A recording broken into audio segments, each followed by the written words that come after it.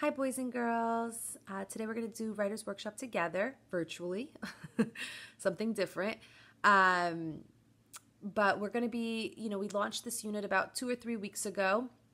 It's those letters that we've been writing to each other in the classroom about problems or wishes or wants. And we've been trying to convince one another to fix those problems. And then also we've been giving suggestions on how to solve those problems. So before we left, we were doing such a great job, and I just want to continue practicing this at home so that we don't forget what persuasive writing is all about, okay? So today I'm going to do a sample one with you. So I actually took Jonathan's easel, you can see it right here, and I created my own sheet. I didn't bring any sheets home. So I created my own sheet. You just, just making it work. So I'm going to set, well, in a little bit I'll set the video down because I can't put us both in, I can't capture me writing and me in the video. So I'll just focus on the paper since that's the most important. But I want to talk about the problem that happened today. So, I'm home with my 2 boys, Jonathan and Matthew. And Jonathan loves to play with his baby brother. The only thing is that he thinks that his baby brother is a doll. And a lot of times, he kind of doesn't realize that, he might be doing something that could potentially harm the baby. So today, Jonathan was playing with a toy, and Matthew wanted the same toy. And so Jonathan pulled the toy from the baby. And when he pulled the toy from the baby fell backwards. Now, luckily, it wasn't that bad of a fall, but it could have been much worse. So we have a problem here because I have to teach Jonathan, and I have to convince Jonathan that when we play with the baby or when we need something or we want something, we have to use our words. We can't just grab it out of someone's hands, and especially a baby, because a baby doesn't understand, right? So it was a huge problem, and I had to have a huge conversation with Jonathan.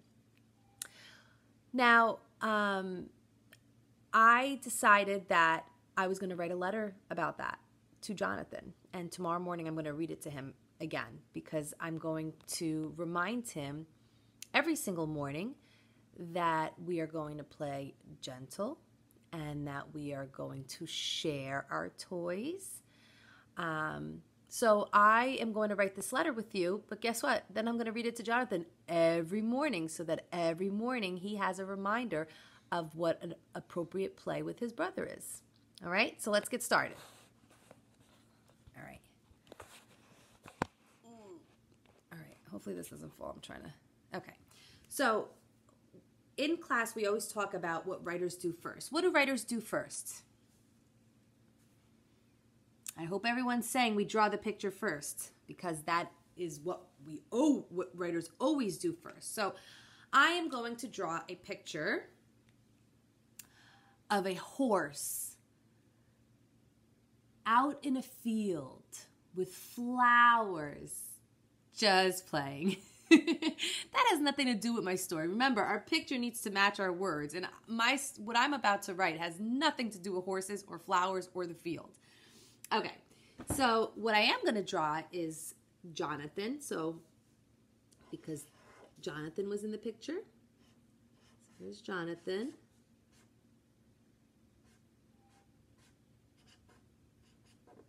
Okay, I'm just drawing a quick sketch. You can always go back and add details.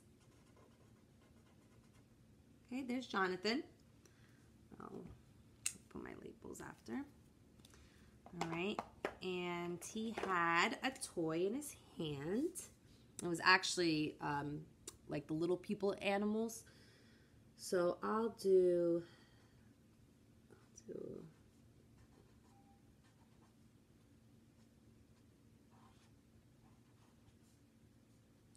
pig, okay? And then we had little Matthew, so he's smaller. So look like this. Got a cute little belly.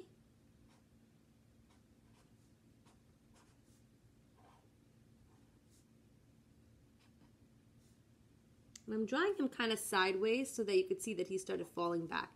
And I'll probably draw some lines to show that he's kind of falling. Like that. Okay. All right, so now I gotta write my labels. This is Jonathan. This is the toy pig. Toy pig. And then this is Matthew. Okay. Now notice, I didn't draw a picture of the sun. I didn't draw a picture of my kitchen. I didn't draw any of those things because it has nothing to do with what I'm writing about. So my persuasive letter is going to be based on my two boys and what the problem is and how I think we should solve the problem. Okay? So first, I need to think about who my audience is. So who am I writing to? Am I writing to your mom? Am I writing to my husband? No. Who am I writing to? Jonathan. Good. Yes, Jonathan. The problem was with Jonathan. I'm going to write right here on that small line, that short line, Dear Jonathan, comma. Okay, Dear Jonathan. Now, I'm going to say exactly what happened. You took the toy out of Matthew's hand. I'm not even going to talk about the fall, actually. I think I'm just going to write, I'm trying to make it just get to the point. And my point is that I didn't like that he was taking the toys out of Matthew's hand because bad things could happen, which it did. So I'm just going to say it exactly the way that I would say it. I'm sorry. Let me repeat that again. I'm going to write it exactly the way that I said it to Jonathan. I said, Jonathan, you took that toy out of the baby's hands. So I'm going to write that exactly how I said it. You took the toy out of Matthew's hands. Period. Okay? So I wrote what the problem is, right? Now I need to write why it's a problem. Why is that a problem? Now, obviously, I told you what happened, but normally, if you had been in, normally I wouldn't have told you the whole story just yet. But because this is a video and it's short, I am trying to make sure that I get it all in for you. But why is it a problem? Why is it a problem to take toys out of the baby's hands? Right, because he can get hurt, he could fall, something bad can happen. So I'm going to write that. I'm going to write, this is a problem because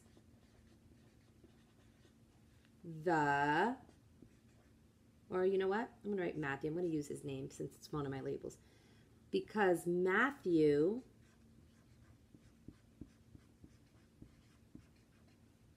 can get hurt. Oh, this is hard to write this low. Okay. All right, so let's read this so far. Dear Jonathan, you took the toy out of Matthew's hands. This is a problem because Matthew can get hurt.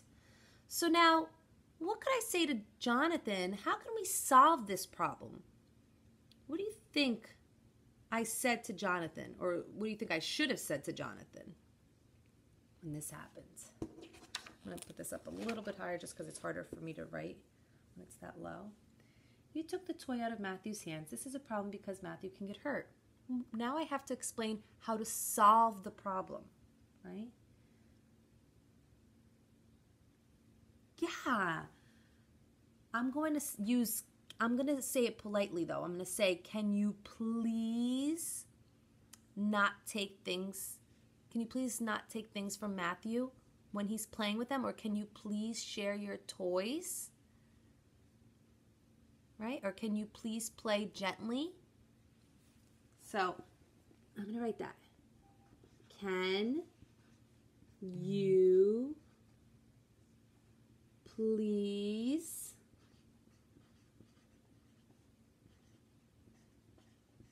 play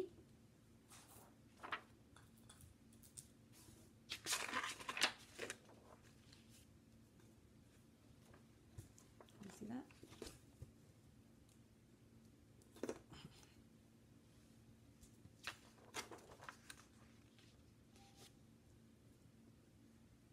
All right, so can you please play gently and not take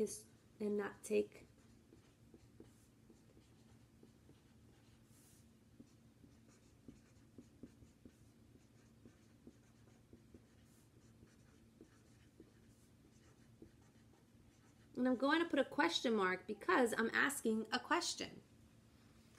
And then I'm going to skip a line and I'm going to write, love, Mommy, because I'm the one that's writing the letter. Okay? And that's it. I mean, we've been doing this pretty much in the classroom. So I know that you know how to do this by now, but just in case you forgot or just in case you needed a little reminder, I wanted to just create a video and just do a letter with you so that it can get you motivated to find problems in your home and write about them. So remember that persuasive writing has 3 parts to it. It has what happened, right, which was my first sentence.